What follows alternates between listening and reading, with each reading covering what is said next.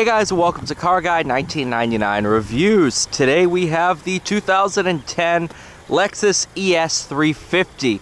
This car is currently for sale at Infiniti of Nashua. Obviously, I'm the inventory manager in there, so 99% of the cars I film are from there. But this one is pretty special.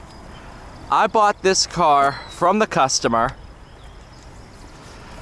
because it's a 2010.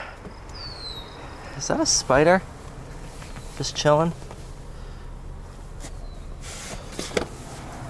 Sorry for those people that like spiders. I don't, especially not when they're that close to my seat. But like I was saying, this is a 2010 with 44,000 miles on it. 44,163. Yeah. That's impressive. This thing is in mint condition. Ventilated seats, heated seats, sunroof, nice suede feeling carpeted headliner, sunroof like I just said. The previous owner upgraded the internals of the head unit. So using this USB, you have Apple CarPlay.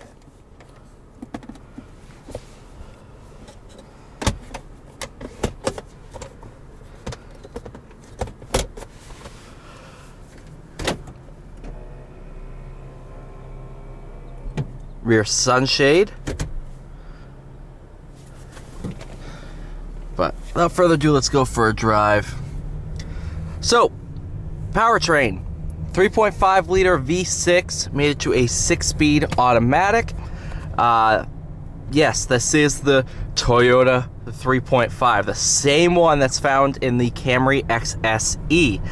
Although this one, obviously it's 10 years difference from, well, almost 10 years from the 2019 XSE. So they found ways to perfect it. In the XSE, it makes 301 horsepower. In this one, it makes 272. But it's still absolutely plenty of power for anything that you should need to do.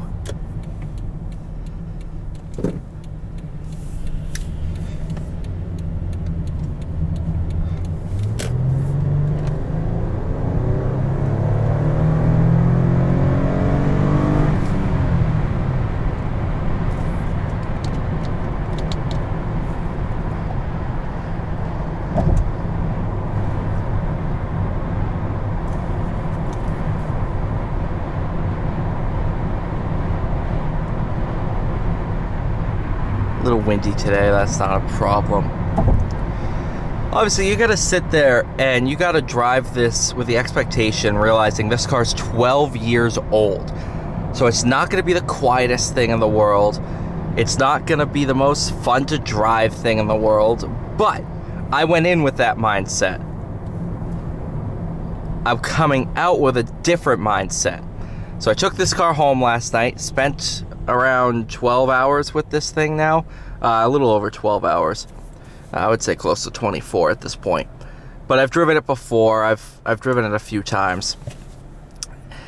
And my thoughts are, this came from what I consider the pinnacle of fun to drive consumer cars.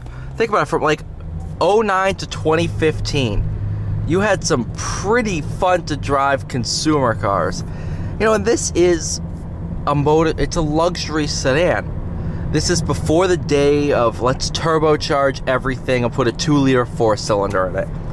This is a 3.5 V6, tons of torque, good amount of power, and it's a good power delivery. That is key to making a car fun to drive. Sure, you can have 400 horsepower, but if it's all of a sudden just at the top of the RPM or way down low, does it really make a difference? No. I want something that's linear through all RPM, and that's what this is. You have a boatload of torque. I believe it's 254 pound-feet down low, and you got a lot of power up top.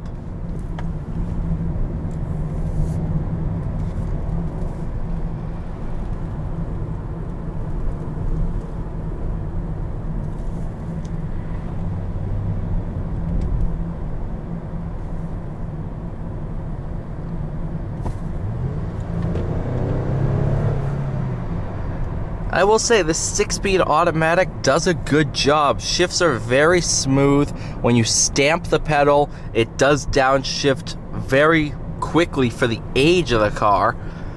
You know, you gotta keep in mind, even though I said I went in with the mindset that this is old and not that good, and I've been wrong, very wrong, you have to realize this is in fact a 12-year-old car. So the technology that's here is going to be a little bit older. For example, this infotainment system, it's good, but there's things that take a while to load, and it's a little dated. But for the price point of this car, we listed this under $20,000. I think 19 and some change. Obviously, we're gonna adjust pricing as we see fit, but it should remain under $20,000. The fact that this car has essentially been preserved through this time point is insane. I've seen these things in junkyards, and this one feels like it's brand new. And it drives like it too. I mean, this interior, it feels and looks brand new. It's impressive, to say the least. We also have sport mode in the transmission.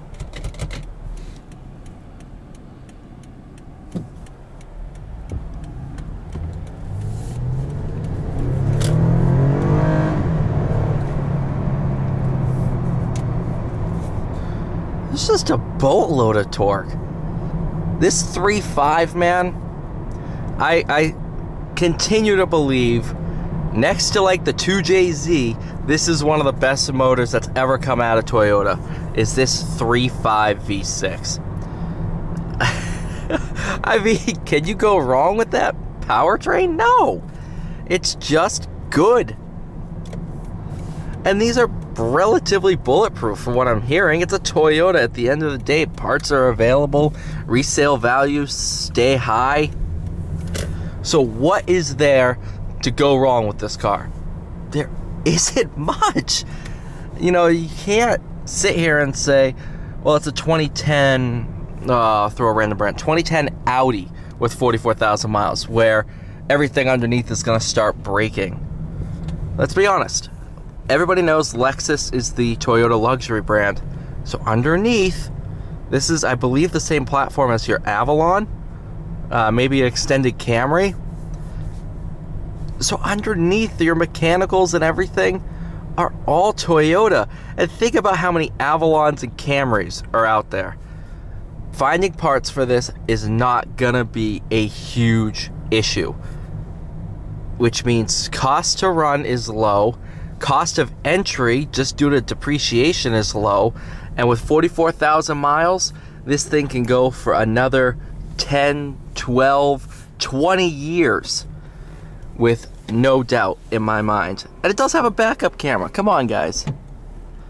What, like, what else do you need from this car? It has CarPlay, backup cam, backup sensors. What else do you need? Thank you guys so much for watching. Please like, share, subscribe. I'll see you all in the next one.